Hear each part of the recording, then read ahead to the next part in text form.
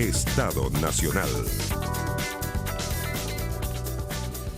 ¿Cómo están ustedes? Muy buenos días. Bienvenidos a Estado Nacional, este domingo 20 de octubre. Connie, muy buenos días. ¿Qué tal? Una semana con, no sé si la más noticiosa de todas tal vez, pero con mucha noticia y con una crisis de por medio también. Estaremos hablando, a propósito de eso, con el nuevo subsecretario del Interior, Luis Cordero, y los efectos que genera en el gobierno la salida de Manuel Monsalve. Bueno, pero también abordaremos la crisis de seguridad. Solo piense lo siguiente. En las últimas 12 horas van 7 homicidios y ese es parte, o más bien, ese es de manera fundamental el trabajo que tendrá el nuevo subsecretario Luis Cordero. 7 homicidios en las últimas 12 horas en el país. Y un portonazo con resultado de muerte en Valparaíso. Sí. Tenemos también nuestro tradicional panel político con quienes hablaremos de las municipales a una semana de la elección y también, por supuesto, los efectos del caso Monsalve. Aquí comienza Estado Nacional.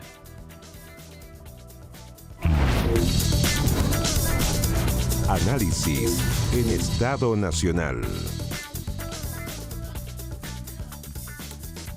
Bueno, Connie, está todo muy rápido, todo muy dinámico, exactamente, y ya están sentados en nuestro... Adelante, por favor. Adelante, va entrando Ruth Hurtado, pero sí, pero ya, estamos en vivo. Estamos muy en vivo y nuestros invitados están entrando, porque usted se imaginará que las pautas en condiciones tan dinámicas de noticias también van variando y los invitados y el orden de nuestro programa. Adelante, Ruth, adelante, no se preocupe, televisión en vivo. Asiento, por favor. Saludamos a Ruth Hurtado, secretaria general del Partido Republicano, y saludamos también a Gloria Hood, presidenta de Evópoli. Bienvenida a las dos. Buenos días. ¿Cómo están? Muy buenos días. Gracias por estar aquí. Y nos acompaña don Lautaro Carmona, presidente del Partido Comunista, que también está hace un rato con nosotros. Lautaro, gracias por acompañarnos este domingo. Gracias por la invitación. Bueno, y también tenemos invitado al diputado del Frente Amplio, el diputado Diego Ibáñez, que esperamos que se sume en cualquier momento. Ahí, de hecho, viene entrando al Ahí viene entrando, estudio, así que lo saludamos de inmediato. Adelante, diputado. Buenos días, tiene el micrófono puesto, así que buenos días, diputado. ¿Cómo está usted? Buen día, ¿qué tal? Muchísimas gracias. Bueno, vamos al tiro, al vamos punto, a los hechos. Y la primera pregunta que nos queremos plantear en este panel es: ¿cómo se sacude de este remesón lo que se ha producido con la salida de Manuel Monsalve el gobierno? Diputado Ibáñez, entrando con usted, que el último en llegar, el primero en hablar. Bueno, perdón por el atraso. A ver, yo creo que naturalmente es un momento muy difícil. Creo que el presidente ha intentado poner toda su voluntad para ser muy transparente a propósito de las 31 preguntas en una hora. Y creo que aquí se ha actuado de forma muy categórica. Creo que ¿en qué sentido categórica? ¿La reacción? La salida del subsecretario es una cuestión que a todas luces el presidente recalcó que aquí no hay ningún tipo de defensa corporativa, que la justicia debe actuar, que lo principal es poner a disposición todo para defender los derechos de la víctima. Cuando la ministra Orellana se entera de esto, lo primero que realiza es contactarse con Cernamec para que se ponga a disposición todos los instrumentos de la Fiscalía de Atención a las Víctimas. Y creo que esto, por cierto, y aquí quiero ser súper honesto, yo creo que a veces la gente que nos escucha en la casa dicen, bueno, porque es de tu sector político, tú vas a matizarlo. Aquí ningún matiz. Aquí yo creo, y quiero ser súper responsable en esto, con todos los antecedentes que hasta el momento públicamente se conocen, yo creo que el subsecretario Monsalve traicionó la confianza del presidente. ¿Traicionó? Traicionó la confianza del presidente. Yo creo que acá hay una investigación en curso. Aquí no estoy diciendo que ningún matiz de culpabilidad. Aquí estoy diciendo que hay una investigación en curso, pero con todos los antecedentes que ya se conocen, yo creo que hay efectivamente un comportamiento que no está a la altura de la Subsecretaría del Interior, y creo que el gobierno ha actuado conforme también a todo lo que estipula la ley en estos casos. Disculpe que nos encerremos un segundito en Diego, porque es probablemente el representante más fidedigno, ¿no es cierto?, del espíritu del gobierno en este momento y de las personas, de los que están aquí con nosotros. Diego, usted dice que tiene la tranquilidad o sostiene que ha actuado de manera categórica el gobierno frente a esta infracción o deslealtad de Monsalve a la confianza del presidente. ¿Le parece muy categórico que a las 4 de la tarde aproximadamente del día miércoles el presidente se entere con bastante detalle, como por ejemplo el tratar de intervenir o revisar imágenes de videos antes de que lo haga la policía formalmente. El martes. Martes de la noche. El martes en la tarde, disculpe, martes. Y que recién el jueves, después de que sale publicado en los medios de comunicación, se le pida la renuncia. Y le voy a agregar más, que esa mañana el subsecretario Monsalve, en representación del gobierno, de la subsecretaría, que todavía él fungía como tal, asiste a una comisión mixta en el Senado para la ley de presupuesto, en el Congreso para la ley de presupuesto. ¿Eso le parece categórico a usted, como que la renuncia era clara? No, yo he señalado que el presidente ha sido categórico y el gobierno ha actuado conforme. Ahora, lo que usted señala de asistir a una comisión de presupuesto, yo lo considero intolerable. Pero el gobierno lo toleró. Intolerable. El presidente no está al tanto de las gestiones específicas de una diligencia. Yo creo que acá el Ministerio del Interior tiene que abrir y mostrar todo el antecedente en el sumario que ya está instruido por parte del gobierno. Me da la impresión de que acá el presidente, cuando toma la decisión, lo quiere hacer con todos los antecedentes sobre la mesa. Él tiene la versión de una persona. ¿Por eso no le pide la renuncia inmediatamente el martes, dice usted? Lo que él señala, y aquí no estoy poniendo de mi cosecha, aquí estoy señalando lo que el presidente ha señalado, que él le señala que es insostenible su continuidad al gobierno. Y eso lo dice públicamente en estas 31 preguntas que responde muy genuinamente de cara a la ciudadanía, por respeto a la opinión pública. Pero eso fue el martes en la noche y el jueves en la mañana seguía anuncio. Y por anuncio. cierto que cuando uno recopila los antecedentes, porque se ha dicho mucho a propósito de lo que sucedió con el subsecretario Larraín. Sí. Esa denuncia era dentro del Ministerio Público, perdón, dentro del Ministerio del Trabajo. Por tanto, aquí las autoridades tenían la información. Aquí no existe la información porque el Ministerio Público es un órgano autónomo y es delito conocer el contenido de la denuncia. Por tanto, cuando se le hace llegar esta información al presidente, el presidente, por cierto, él recopila los antecedentes y se forma la convicción de que él no puede continuar en el cargo. Y en eso ha sido sumamente categórico, y aquí yo quiero señalar algo muy en particular. A propósito de las críticas que se han hecho sobre, hoy día veía algunos columnistas sobre el estar hablando una hora. Yo creo que la ciudadanía y la crisis de legitimidad que hay de las instituciones es porque ya estamos aburridos de los profesionales de la mentira, de calcular todo comunicacionalmente para tener una gran estrategia y de que esto no se note. El presidente aquí fue súper transparente, fue muy genuino. Quienes conocemos al presidente sabemos que él siempre ha sido una persona que trata de poner por delante el respeto a la opinión pública y entregar todo lo antecedente de forma inmediata.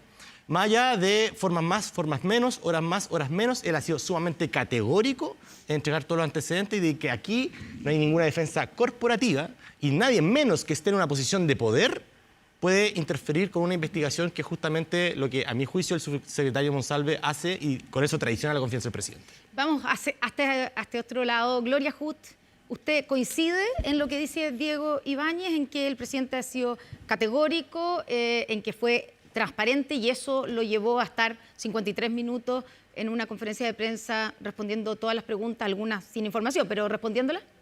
No, yo creo que aquí hay dos ámbitos importantes. Uno que es judicial y que está siguiendo su curso en el Ministerio Público, y como cualquiera de esos casos de investigaciones hay que terminar esa investigación y despejarla. Pero hay otro que es el manejo que La Moneda ha hecho de este caso, que es gravísimo. Aquí se tuvo la información. Partamos porque el subsecretario, que en ese momento era ministro de Interior subrogante, no apareció al punto de prensa donde había incidentes de seguridad pública gravísimos. 37 fallecidos ese fin de semana y él no aparece.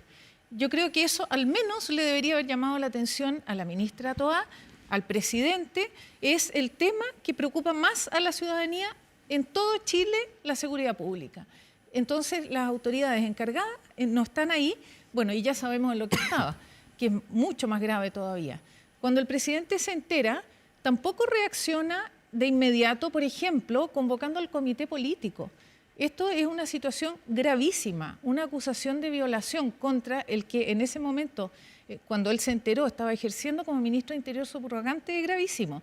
Y eso tiene un alto impacto en la seguridad pública y también en la gestión del gobierno. El manejo de crisis ha sido muy malo.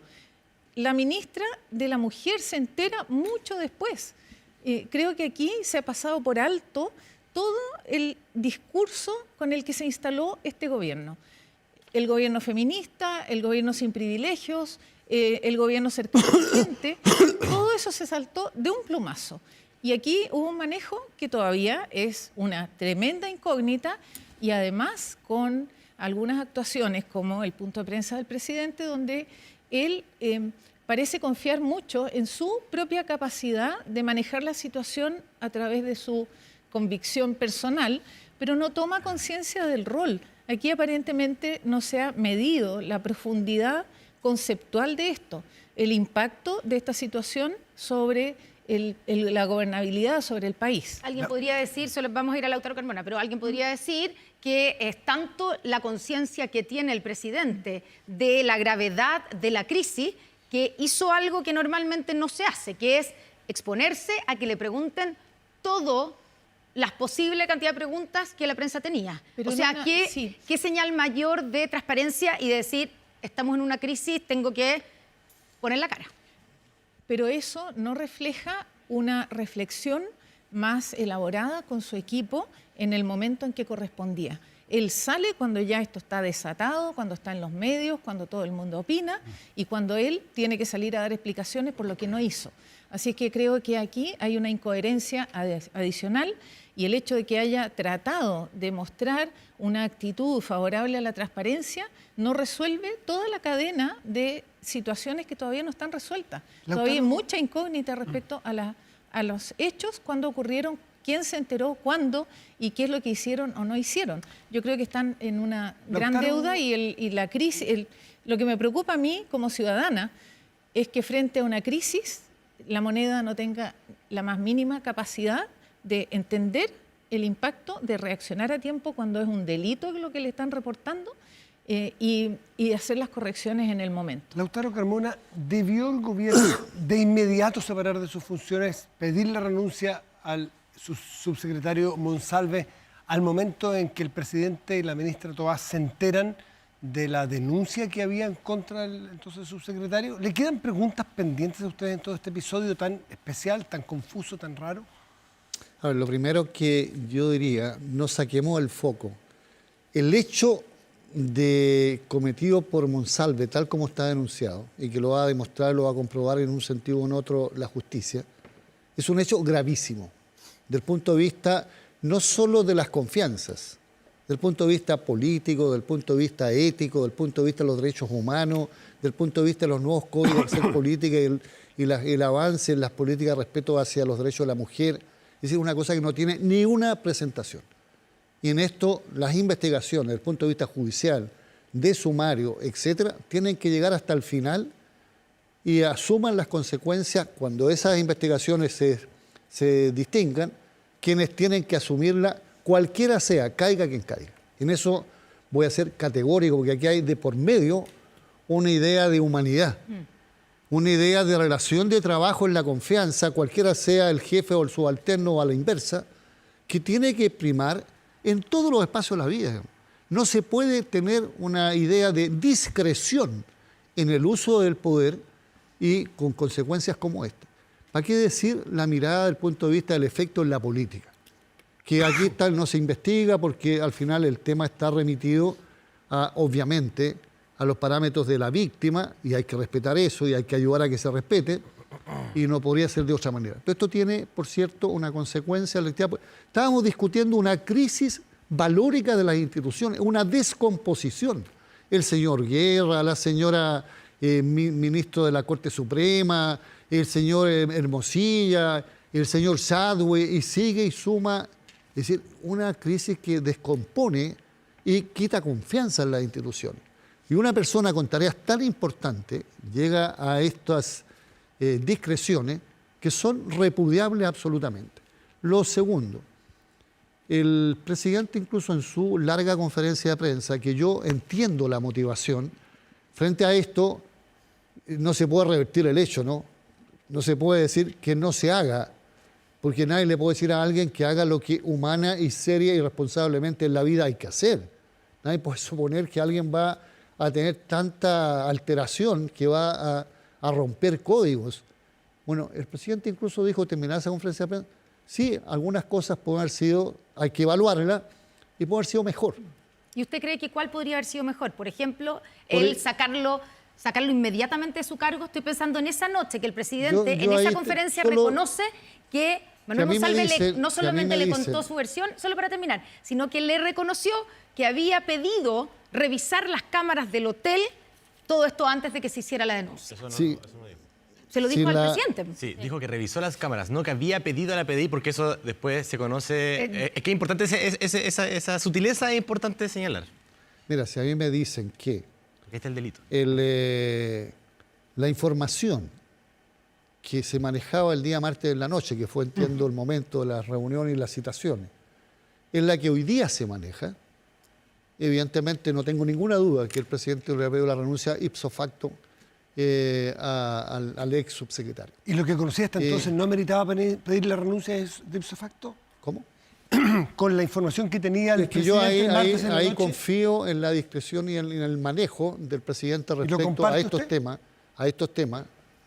Tengo una confianza en eso. Obviamente, enfrentado a esto, yo no sé quién puede que no sea un golpe tan fuerte, tener, digamos, una vara que dé justo en la medida, porque esto jamás debió haber ocurrido. O sea, una cosa que además se demoró en aparecer en el debate, porque este fue un delito cometido el 22 de septiembre, si no me equivoco. Entonces, el por qué no conocíamos de antes, ahí hay temas que van a estar en el sumario. Yo respaldo la decisión del presidente hasta donde el manejo era, como se dijo, parcial, por confirmar, es decir, creo que fueron los conceptos que se usaron, de acuerdo, no tengo por qué no tener credibilidad en eso. Pero a la luz de los datos, no tengo ninguna duda que en las palabras del presidente, evaluar significa ver si no debió haber sido la medida de inmediato, ver por qué correspondía que él fuera de cargo del tiempo de gestión de tarea, avisarle a la familia. Yo no tengo nada contra la familia, yo también tengo familia, pero aquí el efecto país es primero y en ese caso, digamos, todo se lo sigo asignando, ¿sabes qué? Al propio Monsalve. Ya, pero Porque si él hubiera- estaba en pleno conocimiento de esto y de decir, presidente, no, usted no corresponde, ahí está. ¿Qué supo distinto el presidente, perdón, el día jueves que el día martes en la noche, como para decirle ahora sí se tiene que ir y no el martes en la noche? ¿A qué se refiere? Yo no conozco solo esa salió en la información. prensa. El diario. Solo ¿Qué es lo salió en la distinto? prensa. Usted dice, con los antecedentes que tenía el martes en la noche, bueno, es comprensible. ¿Qué es lo nuevo que se enteró Yo el creo que presidente el la jueves? explicación que dio, no sé si el propio presidente o la ministra del Interior, fue que la denuncia que le informó y que estuvo en esa conversación era una cosa más genérica que el tema a fondo y a concho. Esa es yo asumo, que no tengo información propia, que es la versión que dio los... Solo antes de pasar a Ruth, Gloria sostenía que el presidente debiera haber llamado y convocado inmediatamente al comité político. Sabemos hoy día que nadie del comité político, además de la ministra del Interior, supo de esto hasta el jueves. ¿Le parece, frente a una crisis ver. así, no le parece un error no haber convocado No, a esa no. instancia No, yo para ver creo qué hacer? Yo creo que el comité político no es un colectivo con competencias que relativicen el peso y el papel del jefe de Eso Estado, es, del para presidente. crisis, Para el eso. comité Por tanto, político, Justamente para enfrentar crisis.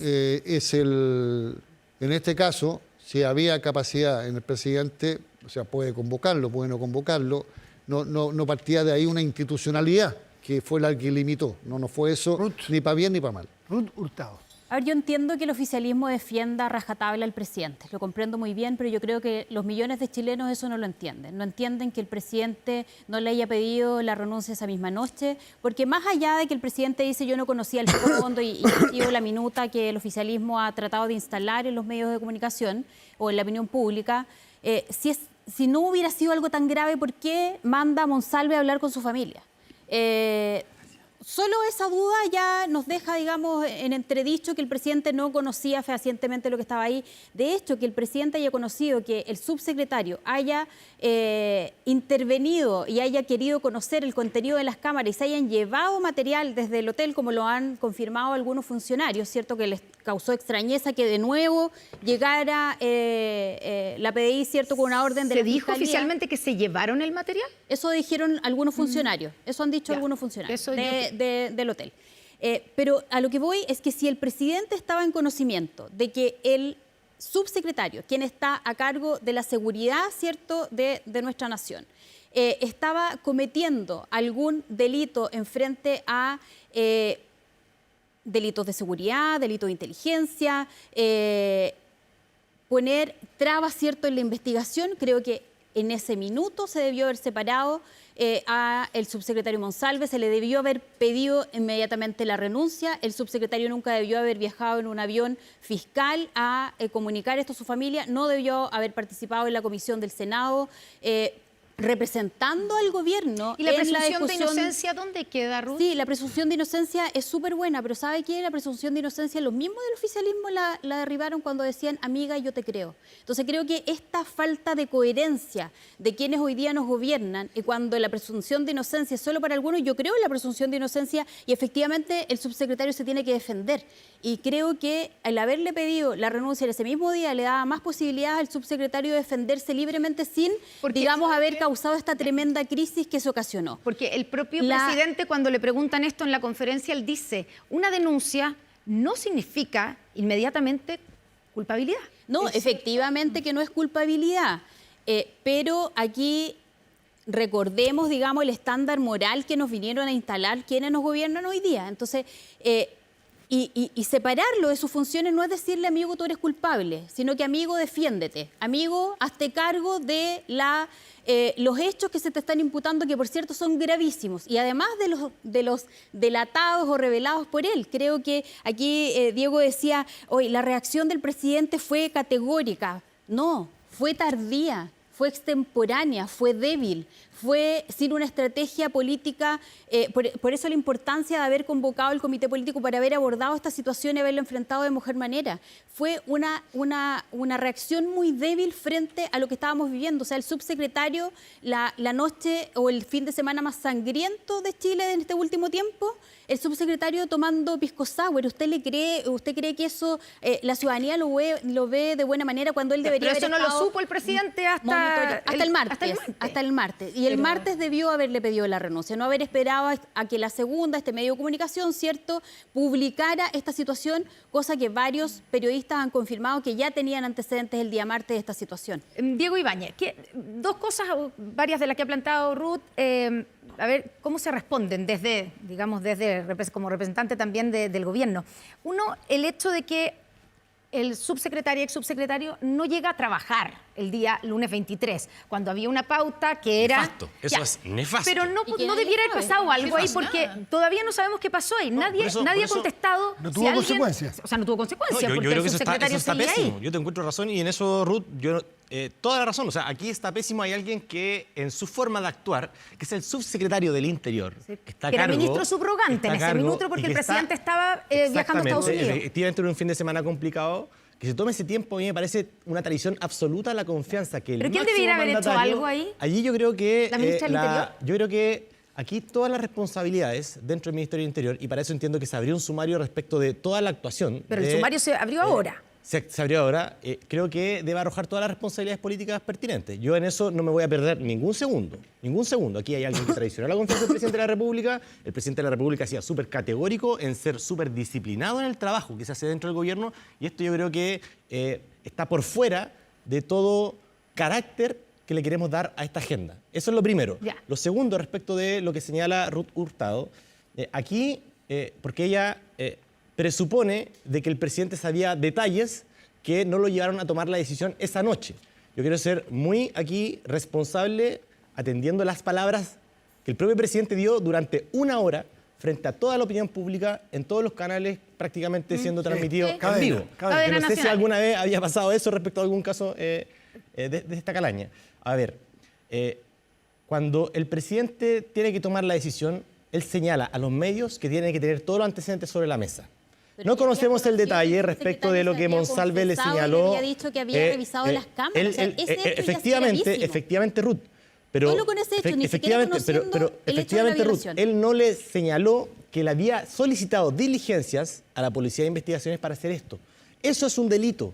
Y eso yo espero que sea categóricamente penalizado dentro del marco de la Diego, toda la investigación. Y eso lo va a Y aunque arrojar hubiera ido él, la aunque investigación. hubiera ido Eso lo él, va aunque eso- hubiera pero enviado- déjame terminar. Aclaremos el Eso lo- punto, eso porque lo va a Diego arrojar- dice, ahí hay una diferencia que podría ser constitutiva Y eso lo va a de delito. arrojar, Usted dice que el que subsecretario eso Monsalve, solamente- pero para que aclaremos, Sí. porque hay gente que está en su casa escuchando y no está tan al detalle. Usted dice que el subsecretario Monsalve le informa en primer momento al presidente Boric de que él fue a conocer los contenidos de esas imágenes, Claro, pero y no le que informa. que envió a la policía. Exactamente, Eso es lo que porque dice eso es usted. una labor del Ministerio Público y eso Pero, es Matías, otra traición pero es lo evidente mismo. al Cuando presidente cuenta que va a ver puede las ser imágenes, constitucional. Pero vaya un déjeme tercero, vaya hablar. Va a terminar Hagamos la Diego, propia. Ya. Ruth, Déjeme hablar, Ruth y porque Gloria, aquí, sí. porque aquí, a ver, Adelante, aquí Diego. yo quería ser súper honesto. Aquí, cuando pasan este tipo de cosas, al tiro vamos a pegarle y no veamos los antecedentes y empatemos y empantanemos el debate. Aquí no. Aquí Aquí nadie hay que está ser bien empatando, responsable porque aquí hay una persona que es... situación Pero humana Ruth, dolorosísima, no puedo hablar. Diego. Por favor, Ruth, para que termine Diego su explicación. Aquí su hay que ser argumentación. súper responsable y aquí hay una víctima. Y aquí hay derechos de las víctimas. Y aquí hay procedimientos que están en investigación. Por eso yo quiero ser súper responsable con esto, Ruth. Porque sea cual sea el color político que esté aquí en cuestión, hay que ser categórico con los principios. Ese es un debate de principios, y en eso estoy de acuerdo.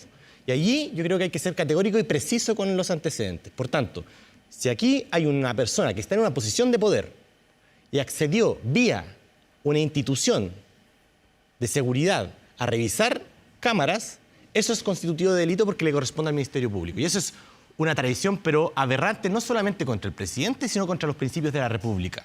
Y en eso te lo concedo absolutamente, Ruth. Pero tú dices que el presidente no supo ese nivel, Ese matiz, claro. Eso es que no, Hace yo toda la no es una diferencia, interpretación, es lo que él señala en los medios de comunicación durante Ok. una hora. Pero déjame preguntarte una cosa. Sí.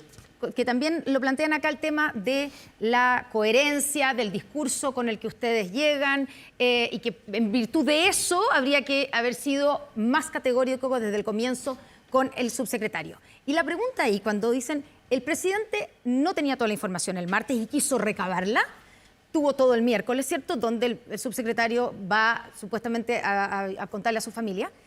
Pero si estaban en proceso de recabar información y de alguna manera, porque el presidente dijo que esa misma noche le dijo que su continuidad estaba en duda. Así Si es. su continuidad estaba en duda, ¿qué hacía el subsecretario del Interior el jueves en la mañana? Jueves, trabajando como si nada hubiera pasado, representando al gobierno en la Comisión de Presupuesto. Y pregunto eso porque lo único que cambió entre ese momento que él estaba trabajando con total normalidad y el anuncio de su renuncia es que salió publicado en la segunda a las 12 del día. Nefasto, a mí nefasto me parece. Entonces, él no debió haber No, pero es que imagino asumido que no lo- esa pero ¿se lo labor. permitieron? ¿Se lo permitieron? Bueno, eso es algo que tiene que verá el Ministerio del Interior. Pues. El presidente no está al tanto de la agenda de los 20 y tantas carteras y comisiones del Congreso. Eso Es la es un ministra, detalle. entonces, del Interior la Eso responsable. tendrá que revisarlo el Ministerio del Interior. Pero la discusión de presupuesto, voy a hacer convengamos, Diego, que la discusión de presupuesto es la discusión más importante que se da en el Congreso todos los años. Es la discusión que el gobierno, el presidente le envía al Congreso para discutir. Y tú me dices que el presidente no no estaba cuestiono eso, enterado. Ruth. Yo no estoy cuestionando eso, Ruth. De hecho, yo te encuentro toda la razón. Por eso digo que eso es totalmente condenable. Él no puede hacer como si nada pasara. Tiene que ver, No a puede su hacer juicio, como si nada investigarse. pasara. Yo lo Gloria que- y Lautaro. Sí, por yo favor. lo que echo de menos aquí es la conciencia del rol, como decía antes, y que el presidente hubiera tomado la decisión drástica en el mismo minuto. Lo que un presidente hace es un mensaje a la nación.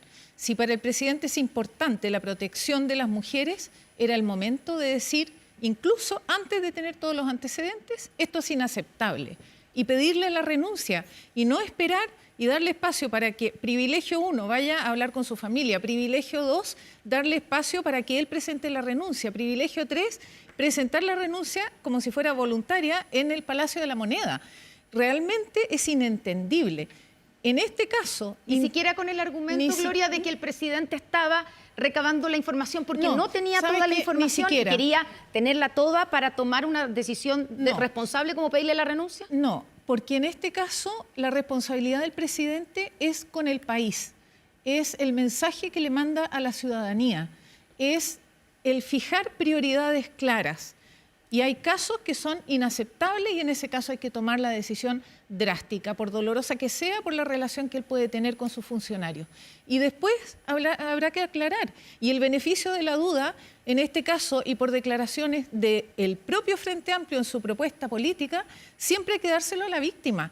En este caso, al darle todo este espacio al eventual victimario, se está ignorando el impacto sobre la víctima. Entonces, el mensaje del presidente de la República, el país, ha sido errático, ha sido débil y ha sido de proteger más al victimario que a la víctima. Y eso es inaceptable. Yo creo que él tuvo que pedirle la renuncia, decir, le he pedido la renuncia a Manuel Monsalve porque está siendo objeto de una investigación por abuso sexual que después terminó siendo investigación por violación. No hay espacio. Lautaro. No tienes que esperar los detalles. Para eso hay una investigación judicial. Lautaro. A ver, yo primero quisiera plantear lo siguiente. Se ha puesto en discusión una contradicción entre lo que ha ocurrido, tan repudiable, lo digo así sin ningún problema, del ex subsecretario del Interior con la llegada de una propuesta de gobierno que ponía al centro la autoridad moral. Es decir, si ese es el debate. Si ese es el debate, que alguien desmienta que Chile vive una crisis de probidad. Que Chile hace rato arrastra desde el raspado de la olla, desde el papel de penta, desde las clases de ética, hasta llegar, digamos, a situaciones de protección porque hay familiaridad entre un delincuente que comete delito, digamos. Hoy día, afortunadamente, sancionado apenas por 6 años, me refiero a un familiar directo de un senador de la UDI. Si eso no es constitutivo de un clima de crisis ética, de probidad en el funcionamiento del país, y la parte que va a confrontarse desde el punto de vista de propuesta de país no va a incluir el tema de una nueva moral, una nueva ética, una nueva forma de comprender la tarea pública, no para enriquecerse, sino para servir, para consagrarse, para cultivar la vocación de servirle al país, yo creo que estamos cambiando el eje de este debate. ¿Y este Yendo gobierno al tema de ha la fallado consulta, a esa misma propuesta de un cambio valórico que dice usted? yo creo que estos son procesos, yo creo que no hay una intensidad a la exigencia que tiene el país. Y en eso Este gobierno no ha estado a la altura de las propias exigencias que este gobierno propuso, a su juicio. ahí hay una ¿Eso confrontación, hay una conclusión que a ojos vista de que esta crisis es latente, que estamos discutiendo el tema de proyectos de ley, cómo se nombran los jueces, por ejemplo, y el tráfico de influencia indebido como delito. Hay un debate respecto a cómo se organizan servicios que son de claves en lo que es el control y los ingresos del Estado, como impuestos internos, etcétera. Es decir, hay medidas que se están tomando y hablan que es una crisis latente, que permanece y que hay que entonces asignarle. Lo mismo análogamente llevado al tema del crimen organizado. Si no nos disponemos a usar más recursos fiscales, y eso hace falta una reforma tributaria, y se frena desde la derecha la posibilidad de tener más ingresos en el Estado. Es decir, este debate, si vamos a hacer debate sobre el tema probidad y aporte al funcionamiento de una nueva cultura del aparato público, hagámoslo así directamente. Pero no juntemos eso con este hecho, que es un hecho repudiable. Yo ya dije, yo me quedo con la frase y quiero saber, digamos, el detalle, el contenido, el alcance que hace en la propia conferencia larguísima que da el presidente respecto a que hay cosas que se tienen que evaluar y que se puede haber hecho mejor. No tengo ninguna duda que a eso está referido por qué Monsalve fue a representar al gobierno cuando ya todos sabían que iba a ser desaforado. Es Digamos, un de su error tarea. eso. Pero es evidente, a ojos vistas. Por eso, ¿y el error de quién? Como digo, del Ministerio del Interior, ¿Quién de la debió ministra haber del evitado? ¿Quién Bueno, debió haber evitado eso? eso tendrá que Pero desde el definirlo punto de el vista sumario. político, como ustedes saben cómo se funciona el Es que gobierno. yo creo que si yo le asigno a alguien en particular por adelantado y no soy preciso, el que sale mejor parado de esto es el propio Monsalve. Yo no tengo ninguna gana de eso, porque en mi ética, de mutuo propio, él tendría que haber sido presidente, no, hasta aquí, Ruth, ni helicóptero, ni avión, ni ¿alguna nada. consideración? Sí, Esto lo que pasa es... que aquí se habla del sumario. ¿El sumario sobre quién recae? Sobre funcionarios públicos. Hoy día no tenemos ni a Monsalve ni a Gabriel de la Fuente como funcionarios públicos. Los tenemos fuera del gobierno. Entonces, ¿qué va a pasar con esos sumarios? ¿Se buscó No están- haber esperado, haberlo... No al están menos... exentos hasta 6 meses de las consecuencias de un sumario. Sí, pero... No están exentos. Perdónenme. Ni el papel que juegue Contraloría no Hoy nos deja día, exento. sí, no quedan exentos efectivamente, pero hoy día lamentablemente uno siente que estas personas se quedan sin es que eso- ninguna sanción, sin ninguna investigación. Lo que aquí se buscó, cuando uno solo analiza desde el sentido común y ve todos estos antecedentes, te das cuenta que parece que aquí hubo una intención de ocultarlo. Que solo ante, No, ahí hay un No, no. prejuicio. ante Hay la- un prejuicio. la- ¿Ocultando de parte de quién? ¿Puedo tomar la...? Solo ante la Ruth, noticia para que quede cono- claro, para que quede claro. Solo ante la ¿Quién noticia, quiso ocultar esto? El gobierno, la gente que lo conocía, esto lo conocieron el martes, solo ante la comunicación, ¿cierto?, del medio de prensa, esto recién empieza a salir a la luz, porque el resto está pasando como si nada. O sea, teníamos a un subsecretario representando al gobierno, teníamos un subsecretario después dando un punto de prensa como subsecretario diciendo entrego mi renuncia al presidente y ha sido aceptada. Y fíjese que como subsecretario él además dice cómo queda la víctima ahí. Él dice, y además me declaro inocente, que está bien, que se tiene que defender, sí, está perfecto. Que lo haga La Moneda, pero no en su rol como subsecretario en un punto de prensa en La Moneda, donde finalmente aquí el amigo Yo Te Creo quedó sepultadísimo con, digamos, la presencia del subsecretario ahí en ese punto de prensa. Diego Ibáñez, ¿se podría haber hecho mejor cuando vemos ese tipo de señales? El hecho de que se le haya permitido anunciar él que presenta la renuncia en el Palacio de la Moneda. Mira, el propio presidente señaló que siempre las cosas se pueden hacer mejor, pero yo quiero hacerme cargo de un punto, porque aquí yo creo que la política también está muy deslegitimada, porque quienes tienen tejado de vidrio finalmente hacen de forma muy hipócrita una crítica muy intencionada y muy malintencionada. ¿A quién se refiere que tenga Porque tejado mira, de vidrio? en el caso más, o sea, la derecha en general, y a propósito también de apuntar con el dedo, en el caso de Macaya estuvieron un año mirando al techo. Fíjate que el alcalde de San Nicolás, el candidato alcalde de San Nicolás, hay una querella de abuso sexual en su contra y sigue siendo alcalde y es militante de RN. Yo no sé si le han suspendido la militancia o no. Yo creo que acá la gente está cansada del tejado de vidrio. En el caso de Macaya, solo para decirlo, es el padre del expresidente y senador. ¿Y dónde estuvo la condena? ¿Y dónde estuvo la condena? Entonces yo digo, si es que aquí vamos a entrar en el pantano del empate, no caigamos en esos juegos. Es que eso están haciendo ustedes, Lautaro y tú de manera permanente, lo único que han hecho es empatar, hablando de los temas de corrupción, y ya estamos ante una situación gravísima de una crisis institucional y moral. Cuando desde el Partido Republicano señalamos que había una crisis moral, nos empapelaron de vuelta con un montón de Quiero Gracias, terminar Ruth. mi argumento. Diego, Esa mirada muy autoritaria. Diego Ibáñez. No, yo creo que aquí la gente está cansada de las críticas entre quienes tienen tejado de vidrio. Ese es mi punto. Acá cuando se dice, no, pero es que este gobierno es inconsecuente. O sea, este gobierno y la ministra Orellana han avanzado en cuestiones que incluso muchos parlamentarios de su sector han valorado. La ley Papito Corazón, la ley integral contra la violencia, la ley Antonia, la ley Karim. Fíjate que ahora las agresiones sexuales agudas están en el GES. Cuando la ministra Orellana sale 10 minutos después de la ministra Toá a dar su declaración, ella justamente centra su foco, que su rol como ministra de la Mujer es atender a la víctima en este proceso. Porque cuando ella habla... ella conociera antes... Ella ya lo señaló. De hecho, entiendo que ella en este momento está en un canal de al lado dando su argumentación, que ya la ha dicho que naturalmente ella debió haber sabido antes. Ella lo señaló. Ahora, yo creo que también hay que ser bien justo en la crítica. Si yo aquí he sido muy categórico en condenar la actuación de un funcionario clave en el Ministerio del Interior que traicionó la confianza del presidente. Y en eso yo no me voy a perder. Y no vamos a hacer ninguna defensa corporativa. Pero de allí a señalar que este gobierno ya no es feminista, este gobierno básicamente es cómplice de esto, eso yo creo que hay mucha distancia. Y yo creo, quiero ser súper honesto, la ciudadanía también, quienes nos están escuchando, también valorarán y ponderarán bajo su propio criterio.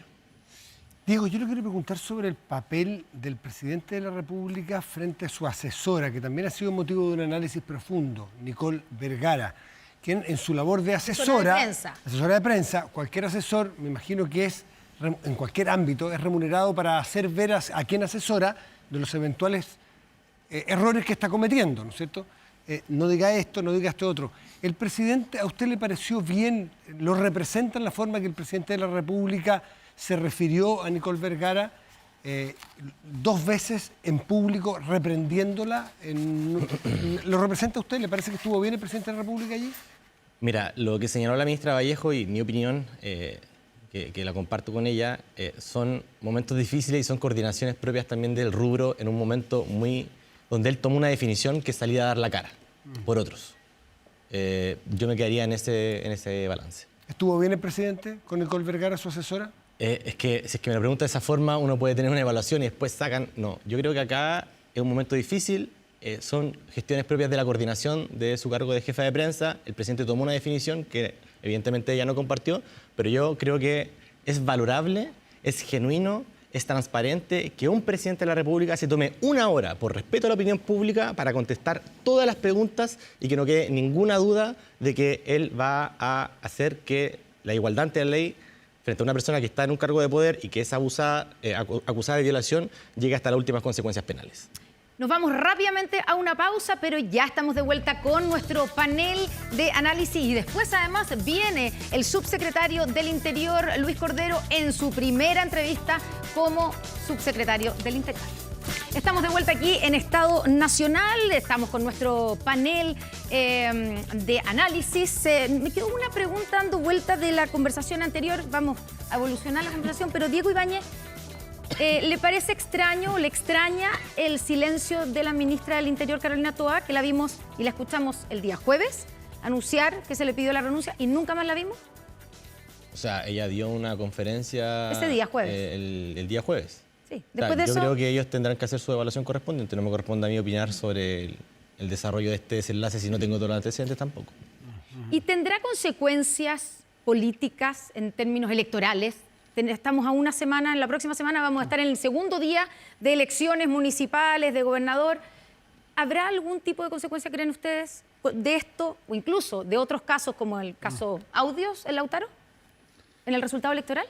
A ver, va a depender mucho de cómo se registre parte de la ciudadanía este fenómeno. No olvidemos que hay una cantidad que por primera vez va a votar en una elección territorial.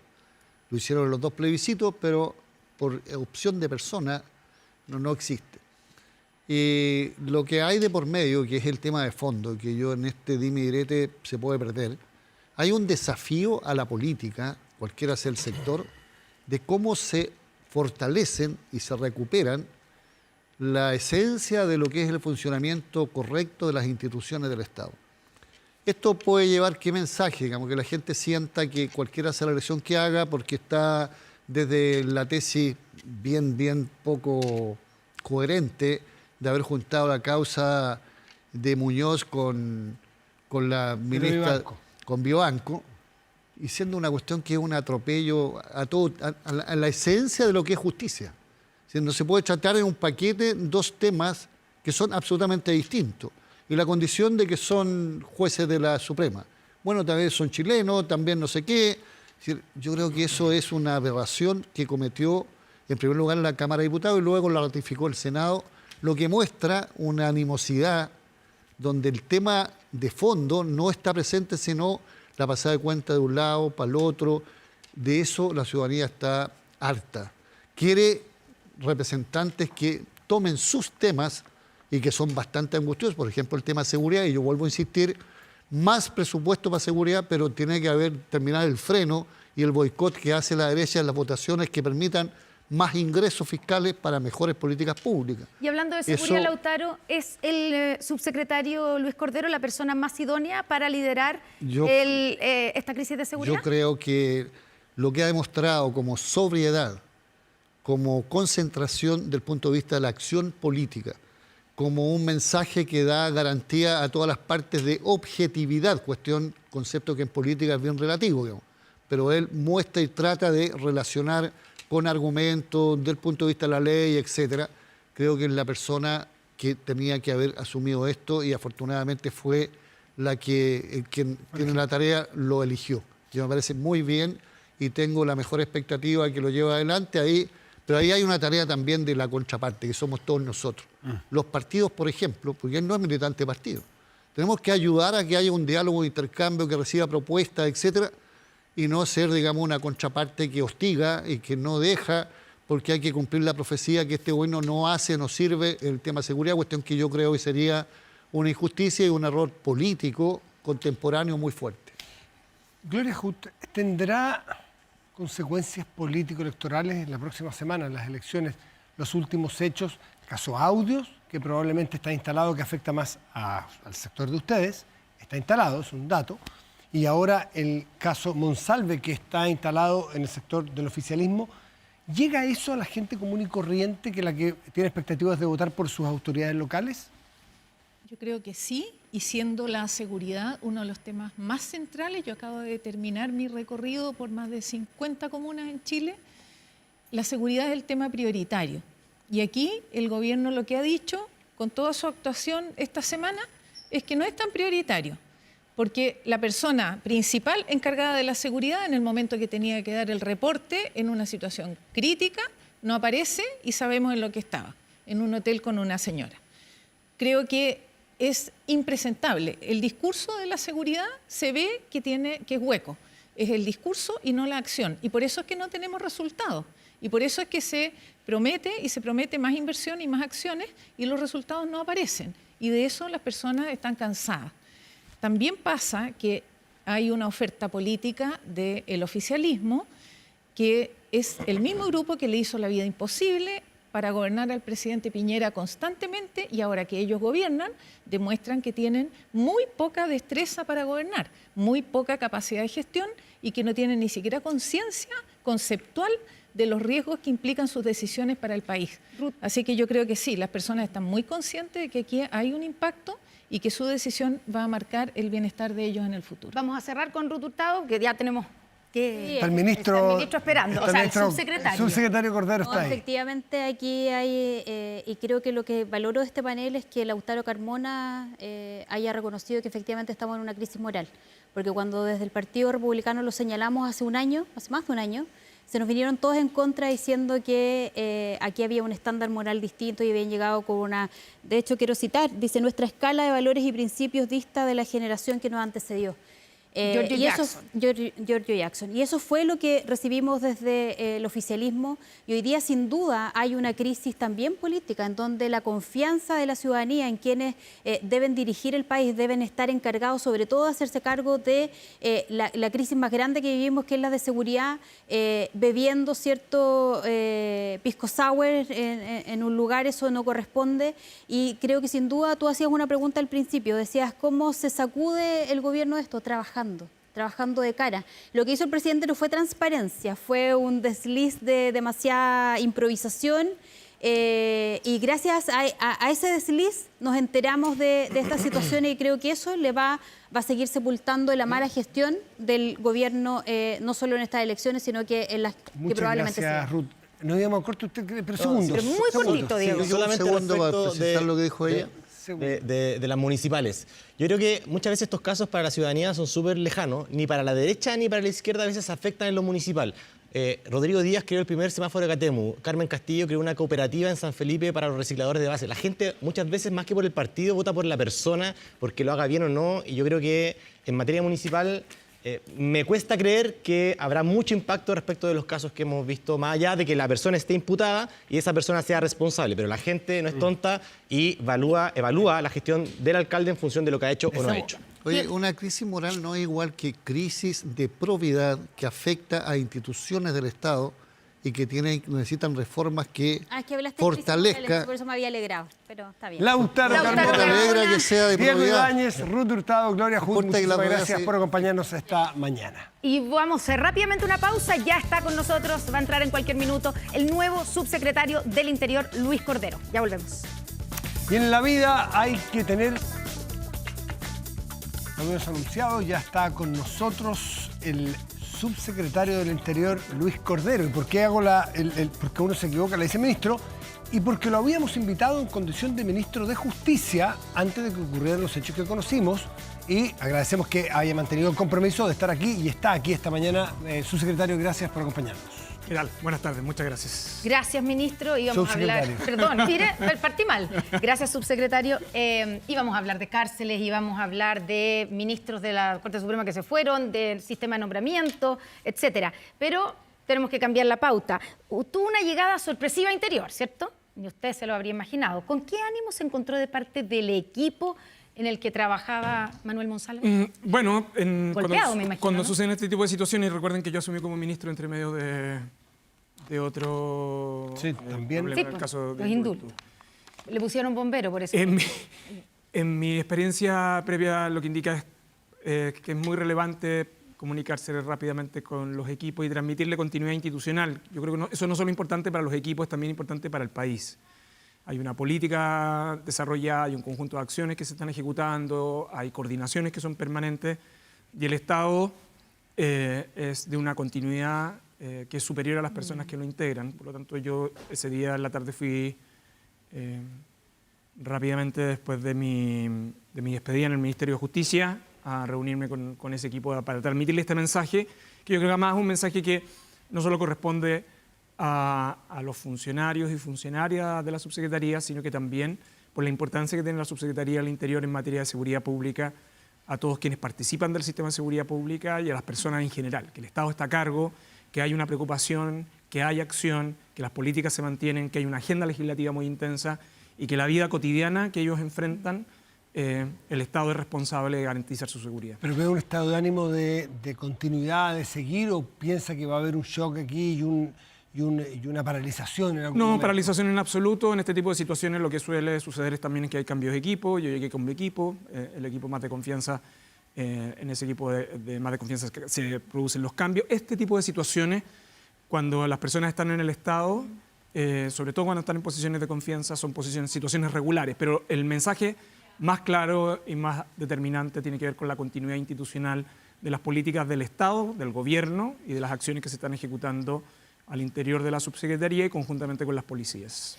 Subsecretario, se ha establecido un sumario administrativo, ¿cierto? ¿Qué busca encontrar o resolver con ese sumario al interior de la repartición? Lo que pasa es que como hay hechos que puedan comprometer sobre algún tipo de decisiones que se tomaron ahí, ¿Por ejemplo?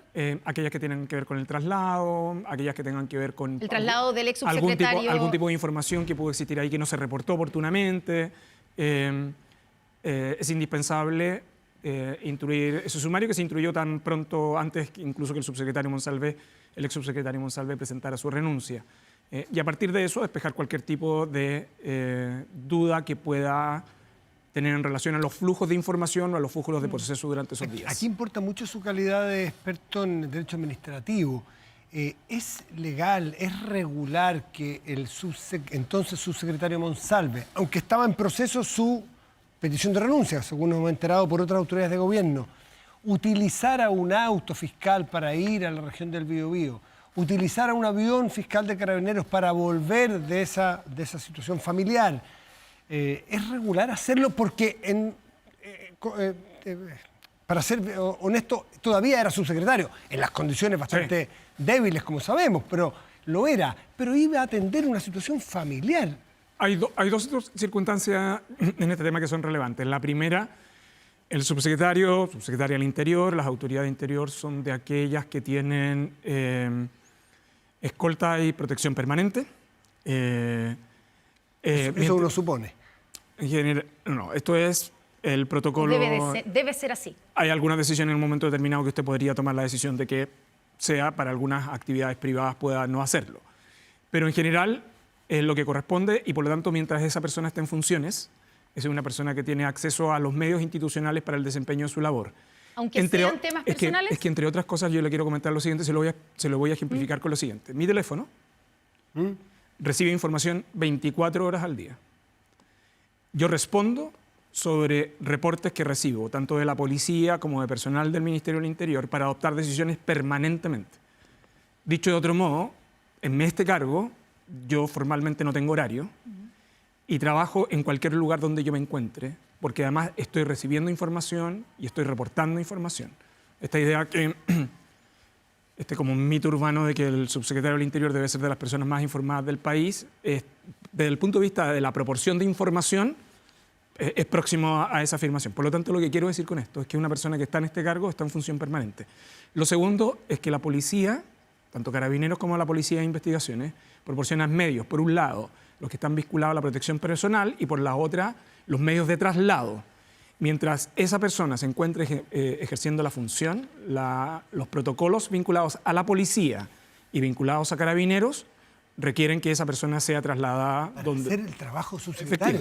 Entonces, esto es una cosa familiar. Lo que quiero es, pero él sigue desempeñando su función. Disculpe, yo un ejemplo que le voy a poner más burdo. Si tuviese que ir a una celebración familiar a Concepción, a la región del Biobío, siendo subsecretario, también el subsecretario cuenta con un avión para volverse de ese invento, un aniversario familiar, algo así. Lo que pasa es que usted está ejemplificando con antecedentes que todavía son incompletos. El ex subsecretario Monsalve tenía que encontrarse el día jueves en la presentación de la ley de presupuesto, por lo tanto él tenía que estar y su traslado era evidente que debía ser oportunamente. Bueno, demora 4 horas y media Concepción. Está bien, pero lo que le quiero decir, usted puede tener la opinión que desee en ese sentido, pero lo que quiero decir es que desde el punto de vista de la policía, de Carabineros, que es lo que a mí me corresponde desde el punto de vista institucional, defender el proceso legal sobre el cual actúa la Policía de Investigaciones y Carabineros de Chile, particularmente este último en el traslado, corresponde a los protocolos legales para la autoridad que está investigada. Ya.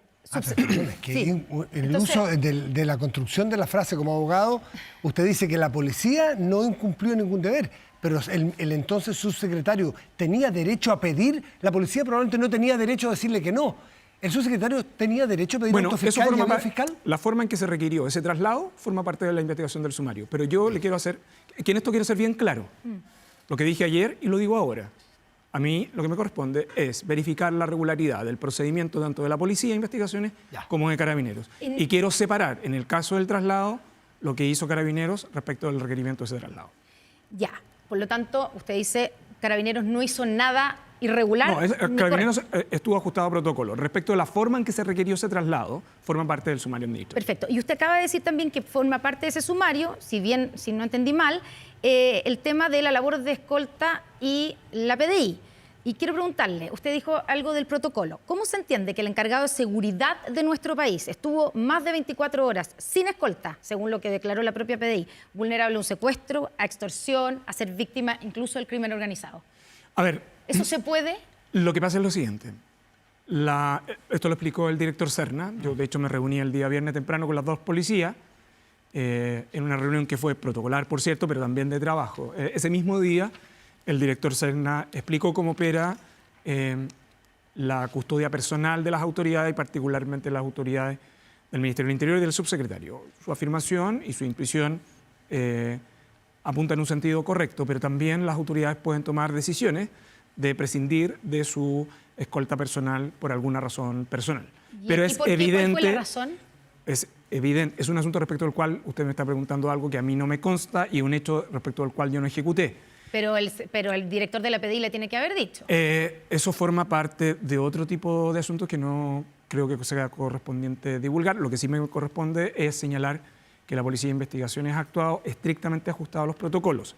Desde el punto de vista de la prudencia de una autoridad que tiene esta investidura, que tiene este tipo de responsabilidad, uno no solo asume deberes, obligaciones, posiciones, sino que también ciertas restricciones que suponen la conducta regular que uno ejecuta. Ya, pero solo para que quede bien claro, es posible que una autoridad como el subsecretario del Interior, que además recordemos que esa noche estaba como ministro subrogante del Interior porque el presidente estaba viajando a las Naciones Unidas, puede pedir que se retire la escolta y la escolta no tiene nada más que acceder a la solicitud de esa autoridad durante 24 horas o más. La señal es bien peligrosa. A ver, quiero distinguir lo legal de la prudencia. Sí.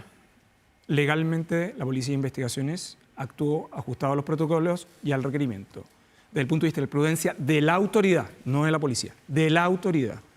Dada la investidura, la prudencia, mientras esté en este cargo, la prudencia indica que es una autoridad que tiene que estar Me tocó con custodia conversar permanente. con un antecesor suyo, pero de más atrás, Jorge Burgos, viene en una entrevista pública en una radio, así que no estoy develando una conversación privada.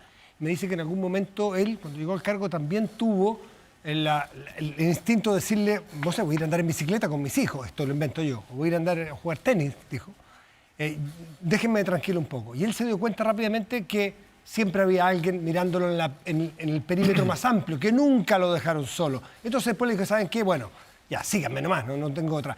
Aquí usted tiene antecedentes de que, aunque el ex subsecretario Monsalve pidió que se le dejara en su intimidad, la PDI igual mantuvo un perímetro de seguridad, porque si no, la señal al crimen organizado es muy mala. No tengo antecedentes, solo le puedo decir lo respecto de lo que es mi custodia y mi custodia permanente. Su custodia es permanente. Ya. ¿Será parte del sumario saber si la PDI igual lo custodió en un perímetro más amplio? El sumario administrativo se refiere al incumplimiento de obligaciones que se encuentran al interior de la subsecretaría. Cualquier otro antecedente, hasta ahora los antecedentes que nosotros tenemos del proceder de la Policía de Investigaciones, en todo este caso, al igual que en Carabineros, que ha sido ajustado a la ley y a los protocolos. Subsecretario, hablando de la PDI, porque, bueno, ya lo ha nombrado usted, sabemos por la propia declaración del presidente Boric que el ex subsecretario pidió revisar las cámaras del hotel antes de que se presentara la denuncia. Incluso fueron funcionarios de la PDI los que fueron a revisar esas imágenes. Se sabe primero que preguntarle si la PDI hizo lo correcto al revisar esas imágenes. Segundo, solicitadas por el subsecretario, era lo que tenía que hacer. Y segundo, ¿se sabe si se llevaron esas cámaras o solo revisaron en el mismo hotel? A ver, hay Elementos en su pregunta que requieren de cierto contexto o antecedentes complementarios. Y lo quiero decir por lo siguiente. La situación que ha ocurrido es grave respecto del delito denunciado, que es grave per se, pero grave también por algunos aspectos asociados a las etapas previas de información y que son objeto de información, dada la posición en la cual se encuentra la autoridad que inviste la condición de subsecretario del Interior. Y lo digo por lo siguiente. Y con entiéndeme bien lo que yo quiero decir, porque no estoy objetando la pregunta porque me quiero hacer cargo de ella. Yo creo que es conveniente para todos a quienes participan del debate público. Yo hoy día he visto varias opiniones en la prensa que en un caso como este, no solo por el delito, sino que por los elementos de contexto de la autoridad de seguridad, se tenga cuidado con opinar y hacer afirmaciones sin tener todos los hechos disponibles ya a la vista. Por ejemplo. Y lo quiero ejemplificar con lo siguiente. A propósito de lo que pregunta Connie, que no quiero eludir la pregunta, de los antecedentes que nosotros tenemos son hasta ahora los siguientes. Y voy a referirme a ellos en el entendido que se han divulgado públicamente. Hay otros que no los puedo divulgar porque forman parte de los secretos de la investigación. Antes que se presentara la denuncia ante el Ministerio Público, Lunes 14. Se habría requerido un informe policial de inteligencia, ¿no? Que es de acuerdo a la ley de inteligencia. En el contexto de eso se recopiló información que era de acceso público respecto de las cuales no hay medidas intrusivas que estaban asociadas a alguna autorización judicial o que formaban parte de alguna investigación. Lo que quiero decir con esto es que la Policía de Investigaciones actuó estrictamente ajustada a protocolo y a la ley respecto a una situación que no se condecía ni nada tenía que ver con una denuncia penal que estaba siendo objeto de investigación. ¿Okay? Por eso es importante que se hizo esa revisión antes de la denuncia. Así eso es. Es lo que quiere y eso quiere decir, la y al amparo de qué reglas legales se hizo, porque evidentemente... ¿Y al amparo de qué reglas legales se hizo? Al amparo de la ley de inteligencia. Y la razón del informe de inteligencia policial. Y la razón es extremadamente relevante por la importancia de la autoridad a cargo de la seguridad pública. Él sí tenía facultades para pedir un informe. Lo que pasa es, respecto de los hechos, como los pudo él haber relatado, cuáles son esos hechos, la manera en que los relató, respecto a qué antecedentes, eso es una versión que le corresponde ser formulada al ex subsecretario Monsalve y a su defensa, y en cualquier caso forman parte de los antecedentes de la investigación. Cuando se toma conocimiento de la investigación penal el día martes, ¿no? Todos estos antecedentes ya se encontraban disponibles. El director Serna, dado que su superior está comprometido en esa denuncia, a quien le corresponde que le reporte dentro de la estructura jerárquica es a la ministra del Interior. Porque ustedes comprenderán que ella no estaba solo en juego un asunto vinculado al delito por el cual se formula la denuncia el día 14, sino que también era conveniente despejar la forma y modo en que se había requerido la información la semana anterior. Ese es el contexto, y lo digo porque es en ese contexto donde se obtienen reportes de el tránsito, el flujo y lo que están en esas grabaciones. Por lo tanto, a ver si lo entendí bien, subsecretario, como todavía no se había hecho la denuncia en contra del ex subsecretario Monsalve, correspondía o tenía las facultades el ex subsecretario para pedir un informe de inteligencia que incluía revisar las cámaras de su hotel para ver qué había pasado esa noche. El flujo de acciones. Yo supongo que eso... Y solicitárselo a la PDI. Sí, lo que pasa es que en su pregunta hay una serie de afirmaciones que forman parte de la investigación. Ya.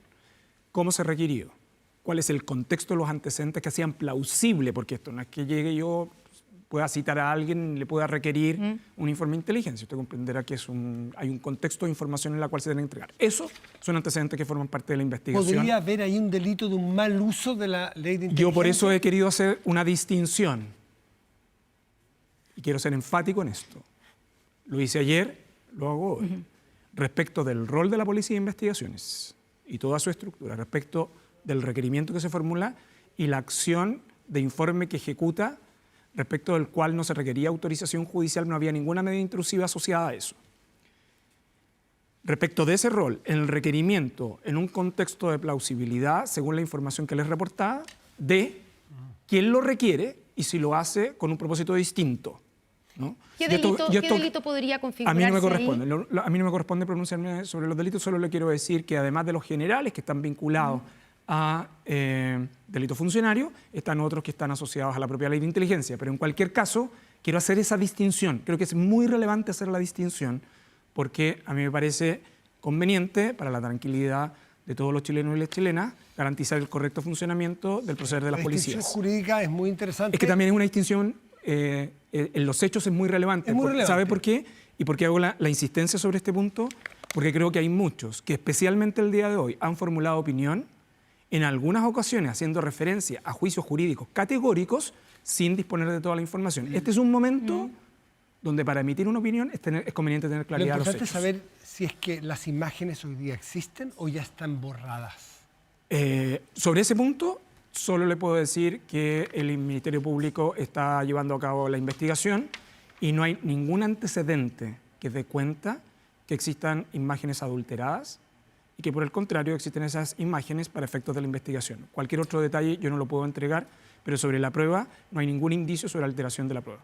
Si esa es la preocupación que algunas personas tienen. Eso Claro, no es que por eso yo le preguntaba al principio si se sabe si la PDI en esa primera diligencia que hacen se llevan las cámaras del hotel o las revisan solamente Usted me ahí. está pidiendo una información que forma parte de la investigación. Ok. Solo responsablemente como autoridad le puedo decir que no hay ningún indicio ni antecedente que dé cuenta de que esas cámaras hubieran sido alteradas, la información que se encuentra ahí alterada.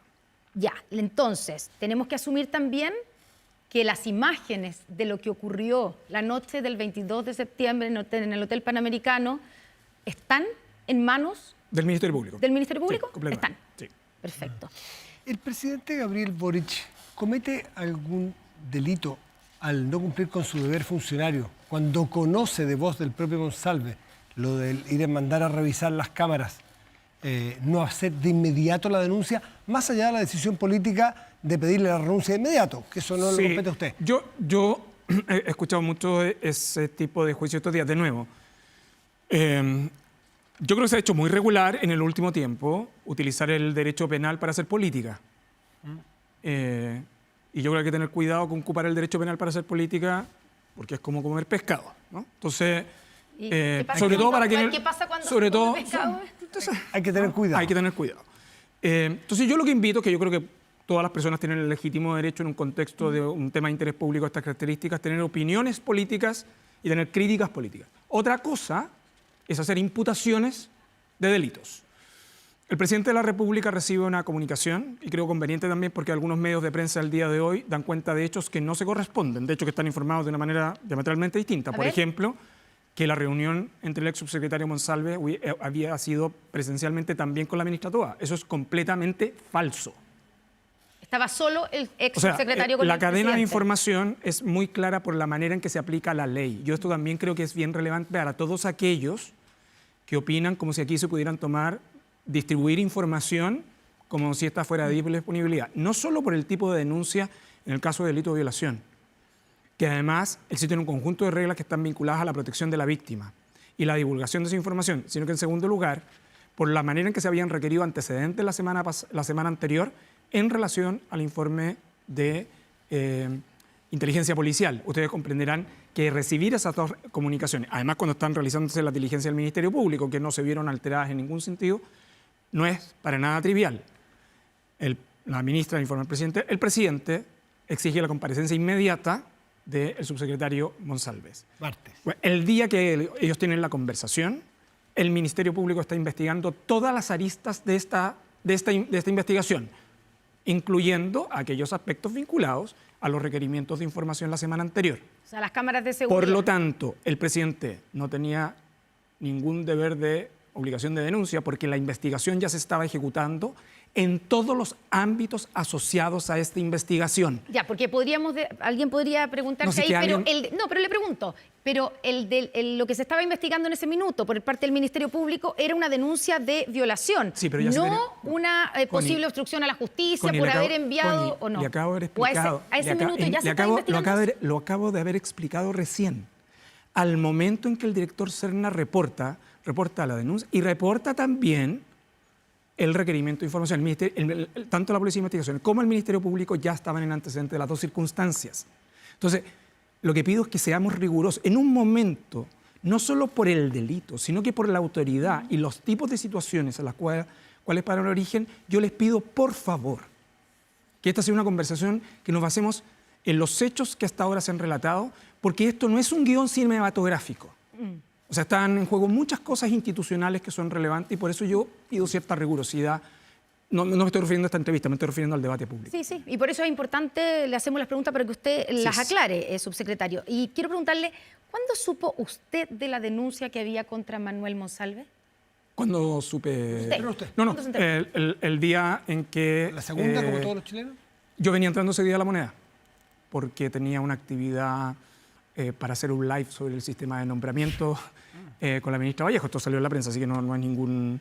y en ese momento yo estoy ingresando a La Moneda cuando sale la nota de la segunda y de hecho sus colegas me preguntaron, yo genuinamente no tenía ningún antecedente en ese momento y toda la información que yo recibí, la recibí a partir de ese momento porque me quedé en La Moneda ese día. Ya, y por lo tanto, porque esa mañana de hecho dio 2 entrevistas como ministro de Justicia. En la mañana, muy temprano. En la mañana, ¿cierto? Yo lo entrevisté, nuestro productor ejecutivo también lo entrevistó esa mañana como ministro de Justicia. Sí. Usted a esa hora todavía no sospechaba nada y quiero preguntarle si es lógico que esta denuncia o este caso que partió en conocimiento del presidente el día martes, estábamos en jueves en la mañana, nadie más que la ministra Toa en el gobierno y el presidente hayan estado enterados de lo que estaba pasando. No solo eso, sino que eso es lo que debía pasar. O sea, estoy pensando desde el punto de vista político. De debatir qué medidas se toman. Es que aquí hay un problema que es muy delicado. A ver.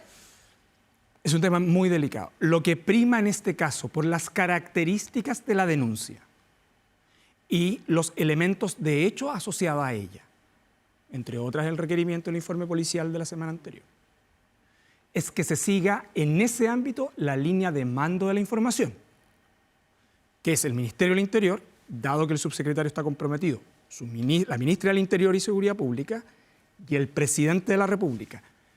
El error, el problema hubiese sido divulgar esa información a terceros. Y me va a disculpar, pero en esto yo sí me parece que es relevante clarificarlo desde el punto de vista de la responsabilidad política y legal. De hecho, la información que recibe el Ejecutivo no es ni siquiera el detalle de la denuncia. El detalle de la denuncia aparece publicada en un medio después. Es relevante, en consecuencia, que sea esa línea de mando. La ministra no podía informarle a otra persona, sino al presidente de la República. ¿Y esto por qué es tan relevante? Porque no podía ser objeto de debate político una denuncia que tenía estas características por la situación de la víctima, pero en segundo lugar, donde había antecedentes en relación a un requerimiento de informe de la semana. Pero la ministra vocera Camila Vallejo dijo que estaba en curso ya la renuncia, que se iba a anunciar tipo 2 de la tarde, cuando alguien le dice, ¿por qué sacaron al subsecretario Monsalve solo cuando nos enteramos por la prensa? ¿Ustedes no lo iban a sacar? Estaba en curso, dice, utiliza el término. Pero entonces, ahí había más gente que lo conocía. Y quiero preguntarle... No, a ver. ¿Qué significa está en curso? En esto, y con todo el aprecio que le tengo, quiero ser bien preciso. La ministra Vallejo, en su condición de vocera, hace el relato de la forma en que se adoptó la decisión, cuando el presidente toma la decisión. De hecho, mire, se ha hecho mucha cuestión de que el presidente dedicó más de 50 minutos en un punto de prensa. Y yo creo que, por cierto, debe estar lleno de asesores comunicacionales diciendo que fue un gran error, ¿no? Partiendo por la propia asesora comunicacional está bien, del pero presidente. debe estar lleno. Y no me cabe ninguna duda. Y para opiniones, muchas. Pero el presidente de la República, si hay una cosa que lo caracteriza, es transparentar toda la información. El presidente no solo hizo un relato, sino que se decidió responder todas las preguntas. Pero eso no es prudente. Usted mismo aquí no contesta todas las preguntas. Pero lo que le quiero decir, exigiría lo que pasa nos cuente secretos de la investigación. No, está bien, pero el presidente no entregó ningún secreto de la investigación. El presidente le quería dar claridad al país la forma y modo en que se había llevado a cabo los hechos como él los recibió, porque él dio cuenta del relato que él recibió. Dicho eso, ¿no?, que este es un aspecto que es relevante, el presidente esa noche, y es lo que comunica después a su equipo político el día jueves, era evidente que se había iniciado el proceso de cambio de autoridad, las horas estaban en curso y tenía que ejecutarse tan pronto fuese posible. Por lo tanto, cuando esa conversación se realiza, usted comprenderá que, dados los hechos, era evidente ese cambio. Por eso la ministra Vallejo se refiere a eso. ¿Cómo sucede en las horas siguientes hasta que finalmente él expone su renuncia? La hace en el Palacio de la Moneda explicando por qué además renuncia, y cualquier otra pregunta la tiene que resolver fuera del Palacio. Tiene que ver con el protocolo que se aplicó y que decidió el presidente a partir de eso. Yo, ¿por qué lo digo? Esto es bien relevante. Porque la vocería de la ministra Vallejo es la que le corresponde como ministra vocera para transmitir la opinión del gobierno, no respecto de hechos que a ella le constan. Hay que ser cuidadoso de atribuirle a ella conocimientos específicos. Subsecretario, ¿qué protección se le está dando a la denunciante, que es una funcionaria de su repartición? A ver, en el caso de ella, existen licencias médicas adoptadas. O sea, ella no ha vuelto a trabajar. Está con licencia médica. En segundo lugar, no hay antecedentes de denuncias de ningún tipo al interior de la subsecretaría que hubiese llevado a adoptar algún protocolo. Y por lo tanto... Ella no le denunció a nadie oficialmente. No hay constancia de ingresos de denuncias. Todo esto se pidió verificar rápidamente porque hay un conjunto de normas que se aplican en torno a este tipo. O sea, la denuncia es solo ante el Ministerio Público. La única denuncia que se recibe, que es la cual se toma conocimiento, es ante el Ministerio Público y luego cuando se instruye el sumario. El sumario administrativo tiene relevancia porque, al amparo de la legislación vigente, a ella se le comunicó que se había instruido un sumario y ella tiene, y se le indicaron las referencias respecto de las cuales ella podría tener acceso, ¿no?, a asistencia psicológica. Y en segundo lugar, se requirió además también el día viernes la intervención de la mutualidad para efectos del trabajo con los equipos de la subsecretaría, por el impacto que, por cierto, esto tiene. Por lo tanto, todos los protocolos se activaron tan pronto existieron antecedentes sobre esto. No se activaron previamente porque no existía ni en la subsecretaría ni en ninguna otra repartición antecedentes sobre esto. ¿Nadie supo entonces de esta denuncia antes de que fuera hecha frente al Ministerio Público? En absoluto, nada. Gabriel de la Fuente tampoco que era el jefe de gabinete. De la denuncia de lo que había pasado esa noche. No hay antecedentes que él hubiera tenido conocimiento. ¿Y por qué sale entonces? Por una razón extremadamente simple. Bueno, yo llegué a un cargo anterior en los mismos términos. Cuando uno llega a situaciones y posiciones de este tipo, uno llega con sus equipos de confianza. Yo reconozco la trayectoria de Gabriel de la Fuente, todo el mundo la reconoce. Sin embargo, yo llegué con mi equipo y además de eso, él dispone de antecedentes respecto de los cuales probablemente va a ser objeto de citación tanto en el sumario con el Ministerio Público en su condición de testigo. ¿A qué se refiere? Porque es el jefe de gabinete y por lo tanto es razonable que va a existir preguntas sobre a él de qué es lo que conocía o no conocía en el contexto de la investigación. ¿Usted tomó la decisión de sacarlo? Ya, y le pregunto por... Pero también, quiero también ser franco, en este tipo de situaciones las personas, sobre todo los que tienen larga trayectoria en el sector público y que han ejercido cargos de confianza, entienden que son cargos que se disponen rápidamente. Solo para terminar y que quede bien claro ese punto, subsecretario, le preguntaba yo si alguien más sabía, y le preguntaba si Gabriel de la Fuente sabía de esta denuncia, no de la denuncia frente al Ministerio Público, sino de lo que había pasado esa noche y lo que estaba pasando. Se lo pregunto porque según la denuncia, fue él quien le ofreció un ascenso a la víctima, a la denunciante, con un aumento de sueldo el día 2 de septiembre, lo que significaría trabajar más cerca del ex subsecretario. Ese es un punto que es relevante, pero no por este caso en particular, sino que en general. Nosotros requerimos información y lo que se nos ha reportado... había un proceso de reestructuración y de ajustes de honorarios en la subsecretaría que llevaba un tiempo y se comenzó a ejecutar a partir del mes de septiembre. No es solo un cambio en el caso de ella, sino que también era un cambio que estaba referido a otros funcionarios, que era una reestructuración del contrato de honorarios al interior de la subsecretaría, una subsecretaría que tiene mayoritariamente su personal a honorarios, por lo tanto era un cambio bien estructural. Lo preciso porque no es un cambio exclusivamente dedicado a ese contrato. ¿Y va a seguir trabajando en su equipo ella? Yo soy respetuoso de la investigación y en segundo lugar de la situación de salud la cual esté ella. Mientras eso suceda, ella mantiene su posición en el Ministerio. Usted asume la responsabilidad de hacerse cargo de la seguridad pública y las últimas 24 horas se han reportado, acabamos de saber uno nuevo, 8 homicidios. 8 homicidios en las últimas 24 horas. ¿Por dónde va a ir orientado el trabajo que usted plantea para salir de ahí? La política en materia de seguridad, yo creo que es de las cuestiones más relevantes para los chilenos y las chilenas. Tiene que ver con esta cuestión esencial que está asociada a desenvolver la vida cotidiana con tranquilidad. Y por lo tanto la seguridad es un derecho fundamental, esencial para la vida de las personas. Y eso no solo tiene que ver con no afectar la integridad personal, sino que también tener la tranquilidad de moverse de un lugar a otro del país. Cuando ocurren hechos de estas características, no solo son las víctimas que sufren, sino que además es la conmoción en los lugares, en el país, en los barrios, en las regiones en las cuales ocurren. Como ustedes bien saben, existe una política en torno a este tipo de aspectos que está en múltiples líneas de trabajo, aquellas que están vinculadas al trabajo policial, aquellas que están vinculadas a la coordinación con el Ministerio Público y aquellos aspectos que están asociados también a los elementos que permiten el desarrollo de esto. De los 8 homicidios de noche, 5 se utilizaron armas de fuego y 3 armas controversantes.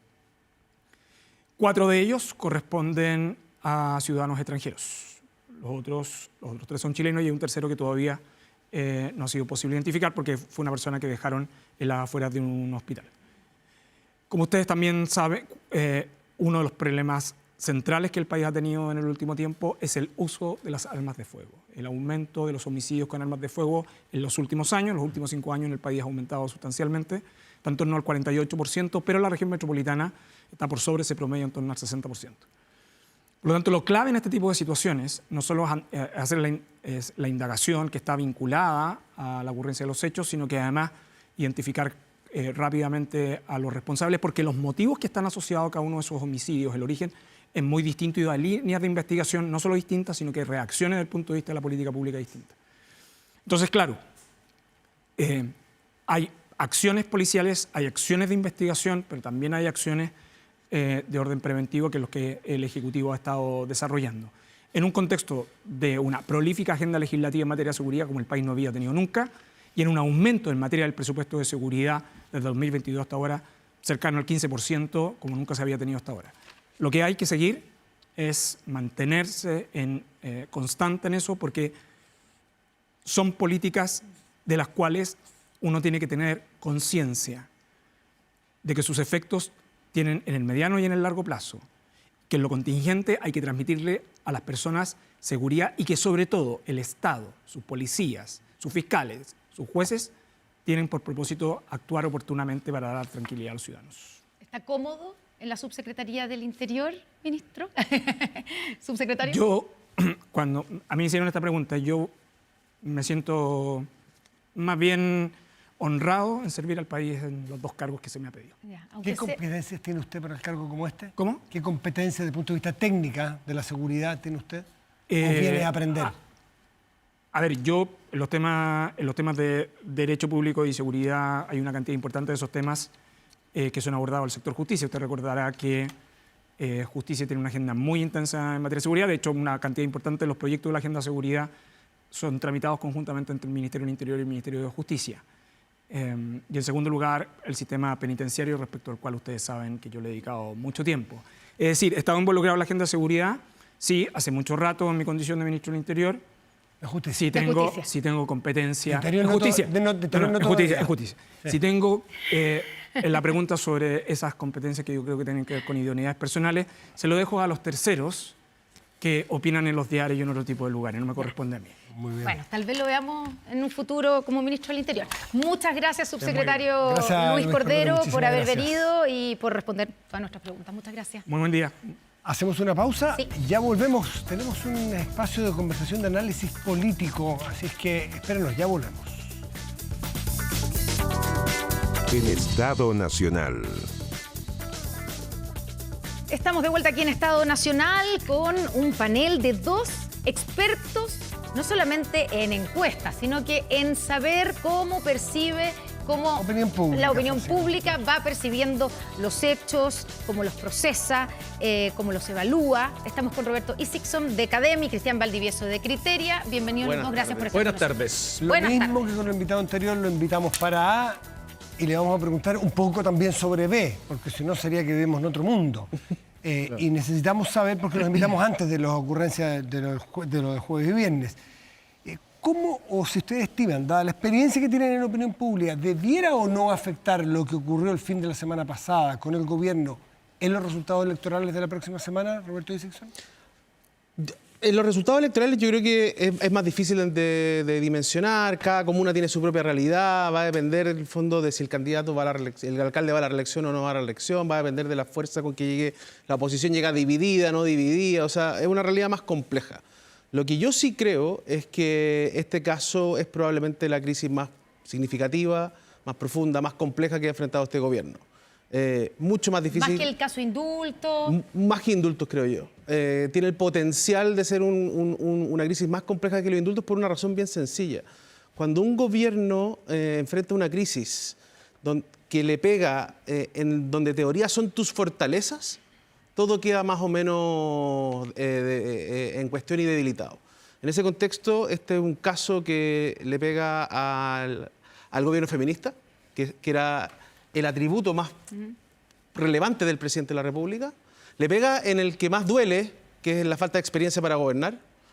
Y le pega en una tercera dimensión, que es que este era un gobierno llamado al recambio, a los jóvenes, a hacer una política de manera diferente. Y hoy día parece ser uno más del montón, digamos. Y no tan bueno en términos de cómo se lleva a cabo la gestión de la crisis. Por lo tanto, tiene todas las condiciones para hacer un caso que le pegue al gobierno probablemente como no habíamos visto antes. No estoy anticipando nada, uno no tiene la capacidad de ver el futuro, digamos.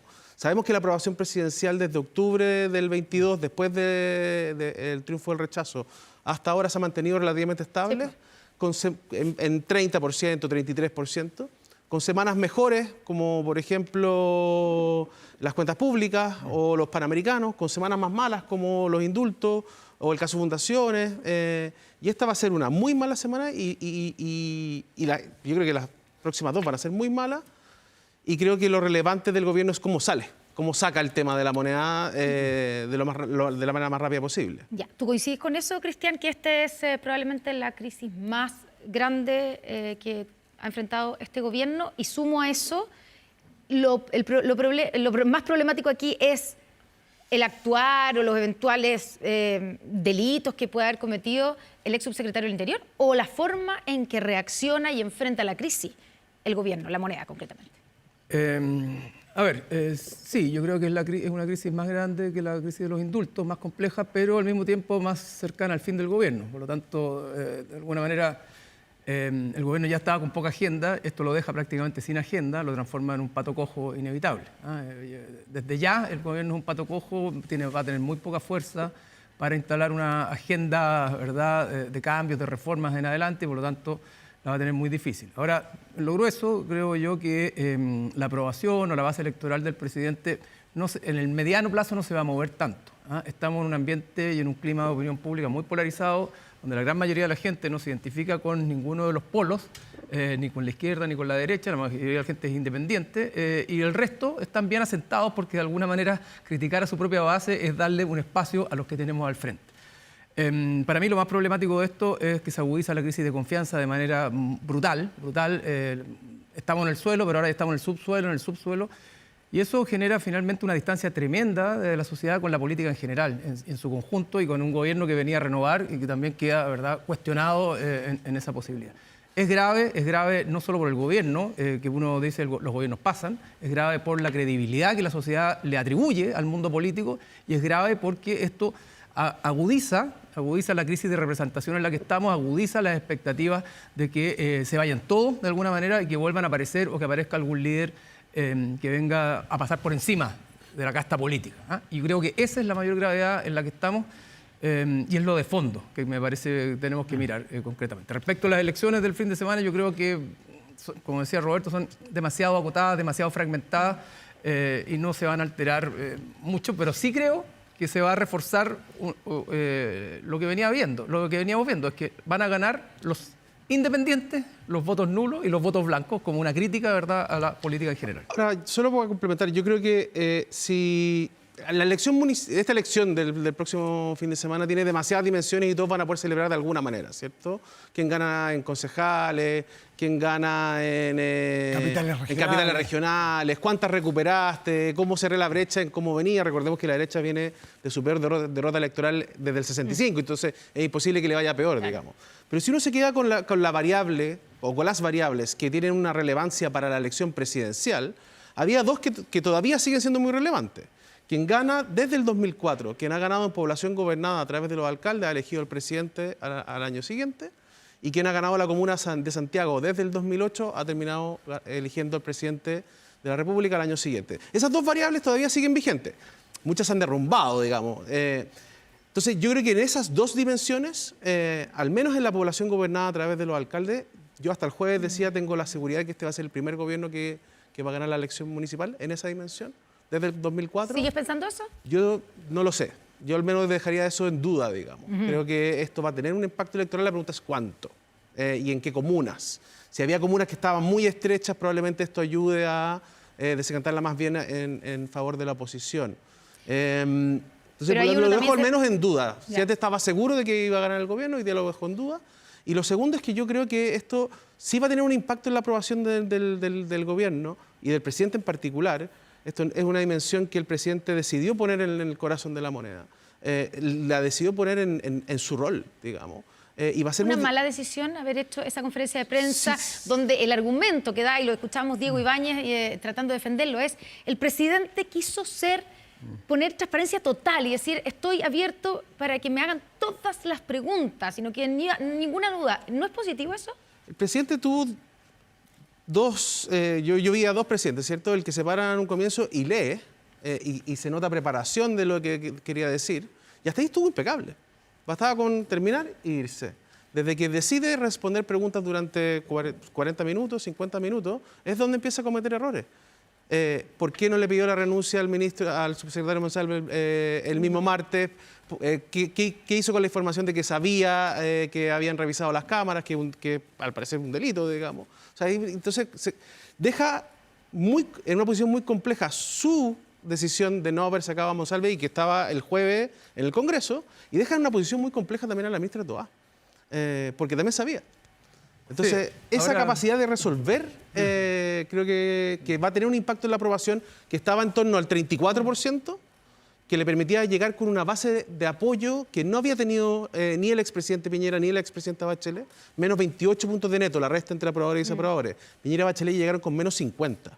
Yo creo que eso, a una semana de la elección, al menos va a haber un cambio importante. Sí, yo creo que sí. O sea, Roberto sabe más porque va a tirar su encuesta hoy día, pero lo que yo sostengo es que en el mediano plazo ese 30% va a seguir estando ahí, en el mediano plazo. En el corto, así como de repente sube al 38, de repente baja al 30, en el mediano plazo, porque estamos en un ambiente bien polarizado y no veo razones por las cuales ese 30% se vaya a ir a la derecha, ¿te fijas? O vaya a ir a aprobar otro tipo de candidatura. Yo sí creo, por ejemplo, que algún efecto va a tener, pero así como el efecto de toda la crisis de Chile Vamos y de la UDI tuvo un efecto electoral que va a terminar favoreciendo no a la izquierda, sino que probablemente a republicanos, lo que está pasando acá a lo mejor termina favoreciendo también al Frente Amplio por sobre el socialismo democrático. O sea, los votos se mueven por ahí. Y el mundo independiente, creo que toma palco en esto, y va a ir a votar con rabia, y va a ir a votar fundamentalmente, creo yo, por gente que cree que es independiente, que está distante o equidistante de los partidos políticos, y va a votar harto nulo y blanco.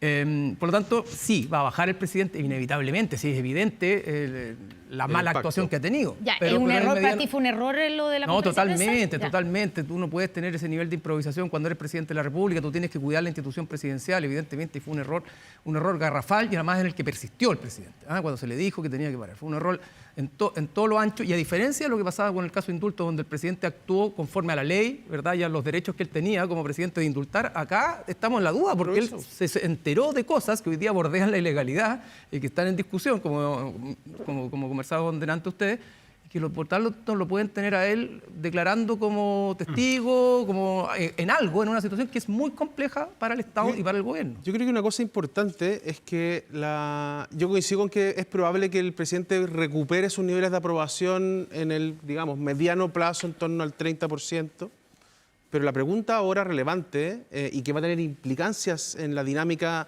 de su relación con la opinión pública y las elecciones también, es cómo se termina esto. ¿Cómo sacas esto de la moneda? Y esas decisiones que van a tener que ir tomando a lo largo de estos días van a tener implicancias para poder, en el fondo, volver al 30%. Y ver si se celebra el próximo domingo, por ejemplo. No, yo no me explico que esto... Eso es fundamental. ¿Quién gana Santiago? Ya, pero aunque les vaya bien en los resultados, ¿van a poder celebrar? No, o sea, yo creo que al gobierno no le va a ir tan mal porque el oficialismo tiene 2/3 al menos de las alcaldías. Entonces, por una cosa de probabilidad, la derecha va a ganar más, pero el gobierno va a retener varias de lo que se supone, y por lo tanto la derrota no va a ser tan grande como podría haber sido en otro contexto. Pero yo no creo o no veo cómo este conflicto puede salir de la moneda si no hay un cambio de gabinete que toque a todo el equipo político. Es decir, con la ministra del Interior adentro, con Camila Vallejo como vocera, ¿verdad? Al menos debiera haber algún cambio, algún ajuste que permita que los ministros actúen como fusibles del presidente y esto no siga, ¿verdad?, en el territorio o en el sillón presidencial. ¿Antes de las elecciones o después? No, después de las elecciones probablemente porque no va a haber tiempo, pero no imagino un espacio donde la ministra del Interior, aunque no tenga ninguna implicancia en esto, para salvar el problema que el mismo presidente metió dentro de Palacio, no esté, ¿verdad?, saliendo de la moneda en los próximos Es poco 15, probable 20 que el días. gobierno pueda recuperar el control de la agenda o sacar este caso de la moneda sin un cambio de gabinete.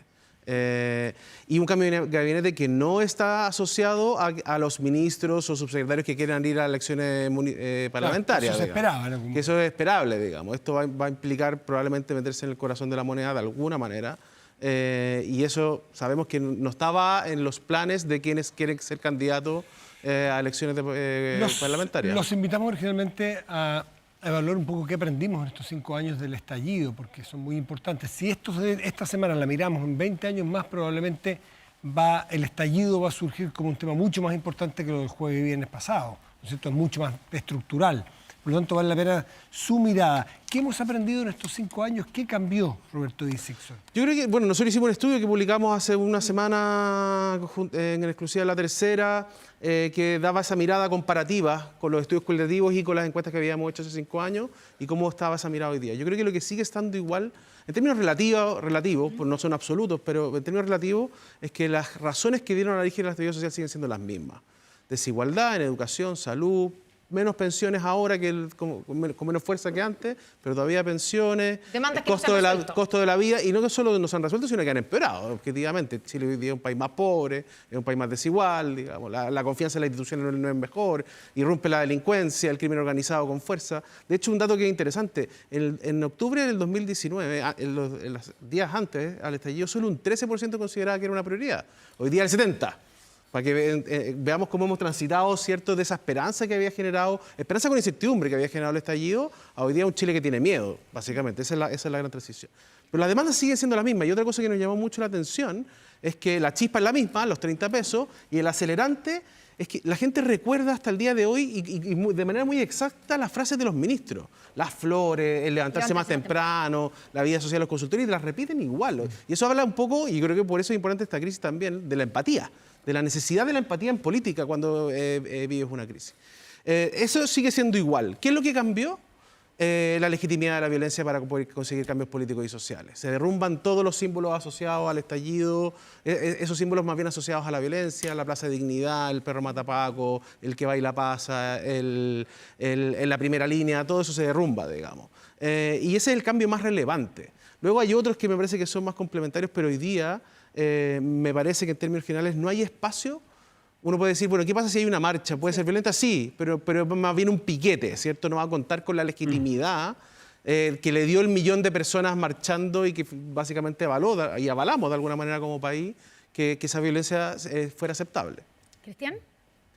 No, yo creo que aprendimos varias cosas, pero también aprendimos que muchas veces las cosas pasan y no sabemos, no tenemos explicaciones. Yo creo que todavía es bastante pretencioso pensar que uno tiene un diagnóstico exacto de por qué se produjo el estallido. Bueno, de hecho no hay un diagnóstico único. No hay un diagnóstico único. Uno piensa también en cómo la política de pronto hace promesas y esas promesas se ven tergiversadas o frustradas, y eso también empuja a la gente a molestarse. O sea, ahora vemos un gobierno que hace promesas de feminismo y de repente aparece más bien instrumentalizando el feminismo. Yo creo que parte de lo que pasó en el estallido, entre otras cosas, era que había una promesa de que venían los tiempos mejores, la gente confió en eso, y el país no crecía, la gente estaba muy endeudada, el agobio subió fuertemente y terminó explotando, y la gente plegándose a eso, con cacerolazos, con marchas o lo que fuera. También aprendimos, creo yo, que hay paradojas tremendas en la vida. Aprendimos que el problema no era la Constitución, pero también aprendimos que de pronto las cosas llegan a un punto de ebullición tan grande que no hay otra escapatoria que inventar, ¿verdad?, una válvula. Y en este caso fue la Constitución.